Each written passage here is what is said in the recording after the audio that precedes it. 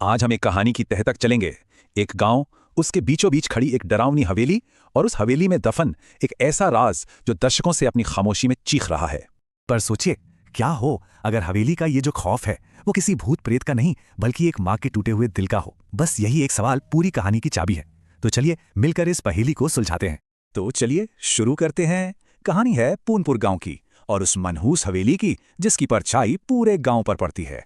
अच्छा, तो गांव में ना इस हवेली को लेके एक अजीब सी कहानी फैली हुई है। लोग कहते हैं कि भूतहा है, पर अक्सर ऐसी कहानियों के पीछे ना कोई भूला बिसरा दर्द होता है।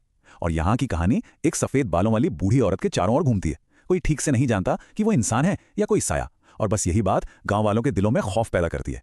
और फिर उस बूढ़ी औरत के मुंह से निकली ये एक लाइन, एक ऐसी लाइन जो इस पूरी कहानी का राज खोलकर रख देती है और हमें उसके दर्दनाक अतीत की एक झलक दिखाती है। और अब कहानी एक बहुत तेज मोड़ लेती है। गांव में 4 नए लोग आते हैं और उनका मकसद गांव वालों के डर से बिल्कुल बिल्कुल अलग था। ये लोग थे राजीव, उसकी पत्नी रिया और उसके 2 भाई रमन और प्रेम। शहर से आए थे और इनकी दुनिया, इनकी सोच गांव की मान्यताओं से कोसों दूर थी। इनका कहना था कि हवेली इनकी है और ये उसे बेचने आए हैं। मतलब साफ था, शहर की सोच अब गांव के पुराने विश्वासों से टकराने वाली थी। यहाँ ना 2 दुनियाओं का टकराव साफ दिखता है। एक तरफ गांव वाले हैं जिनके लिए हवेली एक खौफनाक चेतावनी है, और दूसरी तरफ है राजीव जिसके लिए ये हवेली सिर्फ पैसा है, एक प्रॉपर्टी। उसके लिए गांव वालों का डर और उनकी कहानियां बस इंस्टाग्राम पर डालने के लिए अंधविश्वास वाली बातें थी, इससे ज्यादा कुछ नहीं। और फिर आता है कहानी का सबसे बड़ा टर्निंग पॉइंट। जब वो बूढ़ी औरत इन लोगों से मिलती है तो वो जिक्र करती है एक छिपे हुए खजाने का। बस ये एक शब्द ही काफी था। राजीव और उसके साथियों के मन में लालच की आग भड़क उठी। और बस फिर क्या था, खोज शुरू हो गई। और ये खोज सिर्फ राजीव और उसके भाई नहीं कर रहे थे, अब तो पूरा गांव इसमें शामिल हो गया था, क्योंकि उन्हें भी उस खजाने में हिस्से का वादा जो कर दिया गया था। हवेली का सच में कोना कोना छान मारा गया, लेकिन हाथ कुछ नहीं लगा।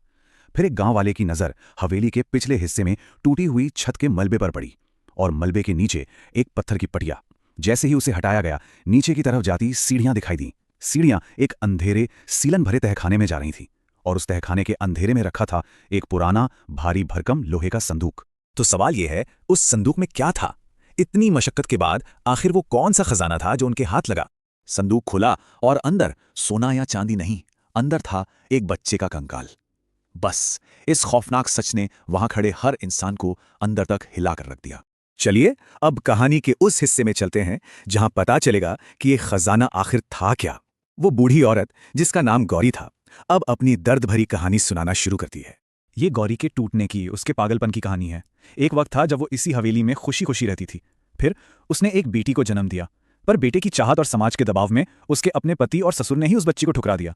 इसके बाद एक तांत्रिक की खौफनाक सलाह ने उसे उस अंधे कुएं में धकेल दिया, जहां उसने बेटे की उम्मीद में अपनी ही बेटी की बलि दे दी। और जब जब उसे अपनी इस भयानक गलती का एहसास हुआ तो वो पूरी तरह टूट गई। बदले की आग में उसने अपने पति, ससुर और इसमें शामिल हर नौकर को मार डाला, और आखिर में उसका गम एक भयानक जुनून बन गया।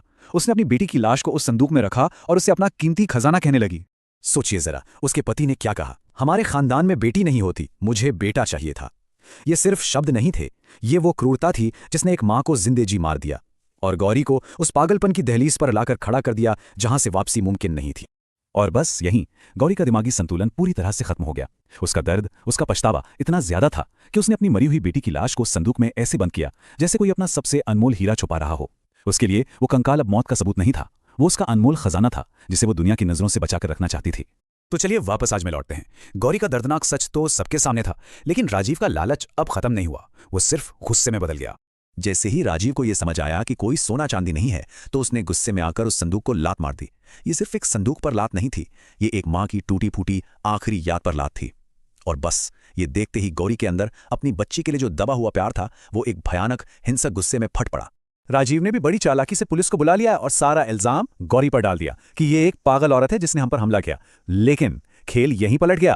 पुलिस ने जब राजीव से हवेली के मालिकाना हक के कागज मांगे तो सारा झूठ सामने आ गया। देखिए किस्मत का खेल, जिस गौरी को वो पागल साबित करने चले थे, उसी की वजह से उनका फरेब पकड़ा गया और पुलिस ने चारों को धोखाधड़ी के जुर्म में गिरफ्तार कर लिया। और यहीं से कहानी का अंत एक नई सुबह की तरफ जाता है। एक ऐसा अंत जो किसी खजाने से नहीं बल्कि लोगों के जुड़ने और एक पुरानी याद को इज्जत देने से मिलता है। जब गांव वालों को पूरी सच्चाई पता चली ना, तो उन्होंने मिलकर उस मासूम बच्ची के अवशेषों का अंतिम संस्कार किया। ये सिर्फ एक रस्म नहीं थी, ये गांव के लिए अपने इतिहास के एक बहुत गहरे जख्म को भरने जैसा था। और सबसे खूबसूरत बात यह हुई कि उस हवेली को, उस त्रासदी की जगह को उम्मीद की एक नई जगह में बदल दिया गया। वहां एक स्कूल खोला गया जिसका नाम रखा गया गौरी कन्या विद्यालय। सोचिए, जिस जगह एक बेटी को ठुकरा दिया गया था, अब उसी जगह सैकड़ों बेटियों का भविष्य संवारा जाएगा। तो आखिर में ये कहानी हमारे सामने एक सीधा सा सवाल छोड़ जाती है कि ये जो दौलत का लालच होता है, इसकी असली कीमत क्या है? और जवाब साफ है, इसकी कीमत पैसों से नहीं बल्कि इंसानी त्रासदियों, टूटे हुए दिलों और खोई हुई जिंदगियों से चुकानी पड़ती है। और शायद यही इस कहानी का सबसे बड़ा सबक है।